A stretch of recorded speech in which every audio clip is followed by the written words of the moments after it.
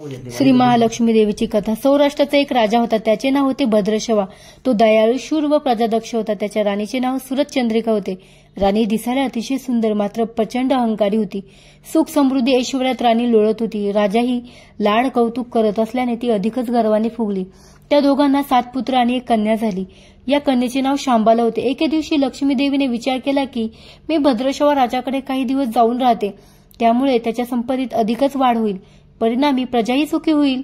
मी जर कोणा गरीबाकडे गेले तर स्वार्थाने तो स्वतःचे हित पाहिल, म्हणून लक्ष्मी देवी वृद्ध ब्राह्मण स्त्रीचे रूप धारण करून भद्रशवा राजाच्या दरबारात येते। वृद्ध स्त्रीचे रूप धारण करूनही तिच्या चेहऱ्यावर प्रचंड तेज होते। तिला पाहताच दरबारातील एका दासीने तिची विचारपूस केली। त्यावर वृद्ध स्त्रीच्या रूपातील लक्ष्मी देवीने सांगितले की तुझी राणी मागच्या जन्मात ती एका वैश्याची पत्नी होती। तिचं नवऱ्यासोबत अजिबात पटत नसे। एके दिवशी नेहमीच्या भांडणांना विसरून ती रागाने घराबाहेर पडली। रानातून अनवाणी चालत असताना तिला काही सुवासिनी व्रत करताना दिसल्या। त्या लक्ष्मीचं व्रत होतं। ते पाहिल्यानंतर तीही त्या व्रतात सहभागी झाली। व्रतात इतकी रमली की ती आपले दुःख विसरली। तिचं दारिद्र्य नष्ट झालं। लक्ष्मीची कृपा झाली आणि तिची परिस्थिती सुधारली। कालांतराने ती मरण पावली आणि पुढील जन्मात भद्रशवा राजाची राणी झाली। राणी झाल्याने ती ऐश्वर्यात लोळू लागली, मात्र देवीला विसरली, म्हणून त्याचीच आठवण करून द्यायला मी इथे आले आहे। तसंच महालक्ष्मीच्या व्रताची महती वृद्ध स्त्री रूपी लक्ष्मी देवी दासीला ऐकवते। त्यानंतर दासी महलात जाऊन राणी साहेबांना वृद्ध स्त्रीने सांगितलेली महती ऐकवते। मात्र राजवैभवात लोळणाऱ्या तिला या गोष्टीचा प्रचंड राग येतो आणि बाहेर येऊन ती दारात उभी असलेल्या वृद्ध स्त्री रूपी लक्ष्मी देवीचा अपमान करते। झालेला अपमान सहन न झाल्याने लक्ष्मी देवी तिथे थांबत नाही। बाहेर पडत असताना तिला राजकुमारी शांबाला भेटते। शांबाला वृद्ध स्त्री घडलेला प्रकार सांगते। त्यावर शांबाला वृद्ध स्त्रीची माफी मागते। तिला तिची दया येते आणि ती मार्गशीर्ष महिन्यातील गुरुवारचे महत्वही पटवून देते।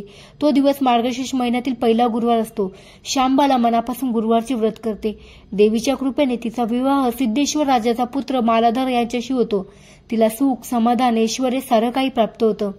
पतीसोबत आनंदाने जीवन जगू लागते। मात्र सुरचंद्रिका राणीवर देवीचा प्रकोप होतो आणि भद्रशवा राजाचे सारे राज्यवैभव नष्ट होते। आलेले दारिद्र्य पाहून राणी राजाला विनंती करते की आपला जावई खूप धनवान आहे, आपण त्याच्याकडून काही मदत घेऊ शकतो। पत्नीच्या विनंतीला मान देत राजा एकटाच मुलीला भेटायला निघतो। चालून दमल्यानंतर एका नदीकाठी बसतो। तिथे पाणी भरायला येणाऱ्या दास्या त्याची विनम्रतेने चौकशी करतात। तेव्हा तो शांबालाचा वडील असल्याचे समजते। ही खबर दासी राणीपर्यंत पोहोचवतात। तेव्हा राजपोशाख पाठवून अगदी थाटामाटात शांबाला वडिलांचे स्वागत करते। पंचपक्वानांचं भोजन होतं। परतताना जावई सुवर्ण मुद्रांनी भरलेला हंडा राजासोबत देतो। राजा परतल्यावर सुरचंद्रिकेला प्रचंड आनंद होतो, मात्र हंडा उघडताच त्यात कोळसे दिसतात। नशिबाला दोष देत असेच काही दिवस निघून जातात। मग सुरचंद्रिका एक दिवस मुलीच्या सासरी जाते। तो दिवस मार्गशीर्ष महिन्यातील शेवटचा गुरुवार असतो। त्या दिवशी शांबालाने महालक्ष्मीचे व्रत केलेले असते। तिला मागचा जन्म आठवतो आणि त्यानंतर ती पुन्हा लक्ष्मीचे व्रत करू लागते। त्यानंतर तिला पुन्हा ऐश्वर्य प्राप्त होते। राजा आणि ती आनंदाने जगू लागतात। काही दिवसानंतर शांबाला आपल्या माहेरी येते। तेव्हा राणीला कोळशाने भरलेला हंडा आठवतो, त्यामुळे तिचे कोणत्याही प्रकारचे आदरातिथ्य ती करत नाही, याउलट अपमान करते। सासरी परतताना तिला काहीच देत नाही, मात्र याचं कोणतंही दुःख करून न घेता मुठभर मीठ घेऊन ती सासरी परतते। सासरी आल्यानंतर पती मालाधर तिला विचारतो, माहेरून काय आणलंस? त्यावर ती उत्तरते, मी तिथले सारक आणले आहे। याचा अर्थ काय? या पतीच्या प्रश्नाला उत्तर देण्यासाठी ती एक दिवस अळणी स्वयंपाक करते। जेवणात ती अळणी पदार्थ चाखतो। त्यानंतर शांबाला पाण्यात थोडंसं मीठ वाढते। त्या मिठाने साऱ्या अन्नाला चव येते। तेव्हा शांबाला म्हणते, हेच आहे माहेरून आणलेलं सारं। मीठ जीवनाचे अमृत आहे। अन्नाला चव येते ती मिठानच। मीठ नसलेला पदार्थ अळणे। ज्याचं मीठ खावं त्याच्याशी इमानी असावं, त्याचं रक्षण करावं, कामात कसूर झाली तर प्रसंगी प्राणही द्यावे।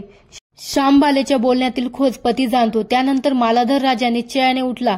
त्यानं आपले सेवक सासऱ्याकडे पाठविले, त्यांना बोलावून घेतले। भद्रशवा जावयाकडे येतो। दोघांची गुप्त बैठक होते। मग ते भद्रशवाचं राज्य जिंकलेल्या शत्रूवर ताबडतोब स्वारी करतात। मालाधराचे सैन्य बेभान लढत होते। शत्रू सैनिक जमिनीवर कोसळत होते। अपूर्व विजय होतं आणि भद्रशवाला राज्य पुन्हा मिळतं। त्यानंतर सुरचंद्रिकेनं पुन्हा लक्ष्मी व्रताचा वसा घेतला। तो आजन्म पाळते। या व्रतामुळे राजा राणी सुखी झाले। महालक्ष्मीची ही कथा कहाणी गुरुवारची सुफल संपन्न। ओम महालक्ष्मी नमः. ओम शांती शांती शांती.